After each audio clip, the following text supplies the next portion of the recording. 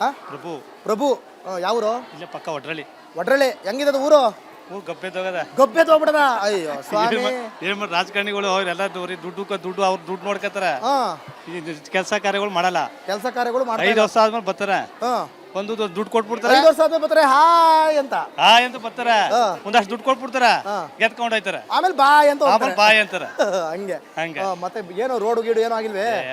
ಏನು ಮನೆಗಳು ಚರಂಡಿಗಳೆಲ್ಲ ಮಾಡಿರವೆಲ್ಲ ಆಲೆ ಕಿತ್ತೋಯ್ತಾವೆ. ಒಡ್ರಳ್ಳಿ ಇಲ್ಲಿಂದ ಎಷ್ಟು ಕಿಲೋಮೀಟರ್? ಮಳವಳ್ಳಿಯಿಂದ 6 ಕಿಲೋಮೀಟರ್. ಮಳವಳ್ಳಿಯಿಂದ 6 ಕಿಲೋಮೀಟರ್. ಒಡ್ರಳ್ಳಿ ಕತೆ ಗೋವಿಂದ.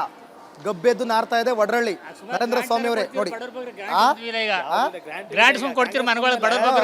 ವರ್ಷದಲ್ಲಿ ಒಂದು ಗ್ರಾಂಟ್ ಇಲ್ಲ.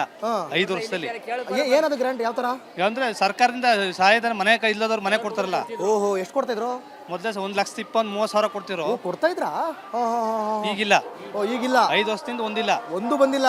ಇನ್ನೇನು ಎಲ್ಲ ಹೋಯ್ತದಲ್ಲ. ಕೊಡ್ತಾವ್ರಲ್ಲ ಗೃಹಲಕ್ಷ್ಮಿಗೆ, ಶಕ್ತಿ ಯೋಜನೆ ಕೊಡ್ತಾವ್ರಲ್ಲ ಬಿಡಿ. ಎಲ್ಲ ಒಂದ್ ಕಡೆ ಸೇರ್ತಾ ಎಲ್ಲ ಒಂದ್ ಕಡೆ ಅಂದ್ರೆ 1 ತಿಂಗಳ ಕೊಡ್ತಾರೆ, 3 ತಿಂಗಳು ಹೊಡಿಕತ್ತವ್ರಲ್ಲ.